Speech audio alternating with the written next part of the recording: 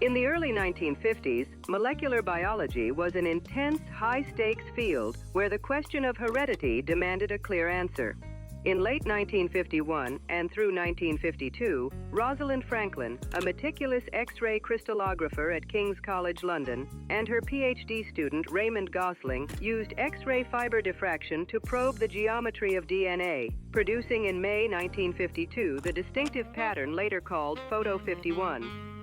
At the same college, Maurice Wilkins, officially a colleague, had a fractious professional relationship with Franklin that created serious tension. Across the Thames, at the Cavendish Laboratory in Cambridge, James Watson and Francis Crick pursued model building and three-dimensional reasoning, relying more on theoretical constraints and limited experimental clues than on primary X-ray work. The scientific stakes were simple and huge. Determine a structure that explained replication, mutation, and inheritance, and thereby launch modern molecular biology. Empirical constraints tightened the puzzle. Irwin Chargaff's base composition rules, adenine roughly equals thymine, guanine roughly equals cytosine, and the characteristic helical reflections from fiber diffraction limited the possible models. The methods were straightforward but exacting. Align fibers, record high-resolution diffraction on photographic film, and interpret layer lines and meridional reflections. Personalities, institutional rivalries, and competing methodological philosophies set the stage for a tense contest of intellect and evidence. The coming months would prove decisive. Rosalind Franklin arrived at King's College London in 1951 and immediately set a disciplined, quantitative program in motion to photograph DNA. She rejected speculative, airy theorizing and treated the molecule as an X-ray problem. Prepare uniformly stretched fibers, control humidity to choose the B form or A form, mount specimens on glass capillaries, and record long, high-resolution exposures on photographic film. Her lab technique was exacting. Raymond Gosling, her graduate student, learned to pull fibers until they aligned, to seal samples against moisture drift, and to set camera distances and exposure times that captured faint layer line detail. Franklin calibrated every step with metal rulers and micrometer measurements, and she logged intensities and spacings in terse, methodical notebooks. In early 1952, she and Gosling pushed those methods to their limits. One night in May 1952, Gosling, working under Franklin's supervision, made an exposure that produced the distinctive X-ray pattern later called Photo 51. The image showed the X-shaped pattern of a helix, a sharp meridional reflection indicating a 3.4 angstrom repeat between stacked bases, and a strong layer line corresponding to a roughly 34 angstrom axial repeat. Those were precise numerical constraints any model would have to satisfy. Photo 51 did not reveal a finished structure. It focused the problem into measurable geometry, helix, spacing, and pitch. Franklin's data-first approach turned elegant conjecture into a narrow engineering challenge, and her image converted competing hypotheses into a set of clear, testable parameters. Subscribe. Maybe it would have solved the puzzle faster. That technical clarity created momentum toward model building in Cambridge and set a hidden, inevitable collision course with rival investigators. In 1953, information often moved faster than formal papers. On January 30th, 1953, James D. Watson visited King's College London and, at Maurice H.F. Wilkins' request, saw Raymond Gosling's May 1952 X-ray image, now known as Photo 51. Watson recorded the encounter immediately on his return to the Cavendish Laboratory. That image, together with Rosalind E. Franklin's meticulous but unpublished intensity measurements and handwritten notes, circulated informally in corridor conversations, on seminar chalkboards, and in private viewings between King's and Cambridge scientists. Jerry Donahue at Cambridge supplied a decisive chemical correction about the tautomeric forms of the bases, while Irwin Chargaff's published empirical ratios in the early 1950s provided key stoichiometric constraints. A was approximately equal to T, and G was approximately equal to C. Linus Pauling's famous helix models and his push toward a DNA solution created real competitive pressure. Cambridge model builders felt a visible deadline.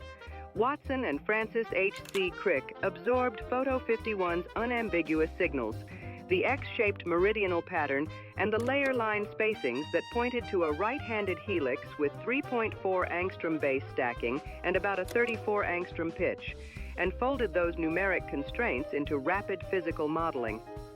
The route by which critical unpublished data reached them bypassed formal consent and produced palpable ethical strain. Franklin, who had generated the data at King's, was not consulted or credited for those specific views before the 25th of April, 1953 Nature publication. Maurice Wilkins' uneasy relationship with Franklin worsened, and personal reputations hardened on both banks of the Thames. What had been a careful, methodical, experimental program turned into a sprint. With Chargaff, Donahue, Photo 51, and Pauling's shadow all in play, Cambridge moved to translate empirical constraints into a definitive structural statement, setting the scene for an inexorable showdown. The picture from Act 2 hardened into mechanical logic at the Cavendish, where James Watson and Francis Crick translated Photo 51's patterns into a working architecture. Photo 51, May 1952, King's College, London, and Rosalind Franklin's unpublished layer line intensities fixed a right-handed helix with a 3.4 angstrom axial repeat and an approximately 34 angstrom pitch, and Erwin Chargaff's stoichiometric rules, A roughly equals T, G roughly equals C, demanded complementary pairing. At Cambridge, the pair abandoned endless permutations by folding those numeric constraints into physical model building. They tested helix diameter, backbone spacing, and base orientations until geometry and chemistry lined up. A decisive chemical insight, reinforced by Jerry Donahue's correction of base tautomeric forms, made hydrogen bonding between bases chemically plausible and predictable. Adenine pairs with thymine by 2 hydrogen bonds. Guanine pairs with cytosine by 3, producing a uniform diameter that satisfies X-ray spacings and Chargaff ratios. 10 base pairs per turn, spaced about 3.4 angstroms apart, yielded the 34 angstrom pitch visible on the diffraction film and suggested a mechanically sensible replication mechanism. The Cambridge style was inductive and synthetic. Rapid visual model trials that prioritized coherence with key measurements over exhaustive experimental proof. Franklin at King's pursued the converse path, insisting on measured intensities and humidity-controlled B and A form data, and by early 1953, her analyses were converging on a 2-chain helical hypothesis that echoed many Cambridge conclusions, even as she withheld premature claims. The race narrowed into a combustible 2-track finale 1-track, forging a compact explanatory double helix by modeling, the other refining quantitative X-ray proof, and that collision reached its public reckoning with the 25th of April, 1953 Nature papers. On April 25, 1953, Nature published 3 short papers that together crystallized the race to understand DNA. First was a 1-page model by James D. Watson and Francis H.C. Crick proposing the double helix. A short companion paper by Maurice H.F. Wilkins with A.R. Stokes and H.R. Wilson presented supporting X-ray diffraction data. And a companion report by Rosalind E. Franklin and Raymond G. Gosling described their own fiber diffraction measurements. Watson and Crick laid out a right-handed double helix, complementary base pairing, and the 3.4 angstrom stacking and roughly 34 angstrom pitch that Photo 51 and Franklin's intensity data required. The model provided a clear explanatory picture, and celebration at Cambridge and across the scientific community was immediate. But the celebration was tangled with controversy.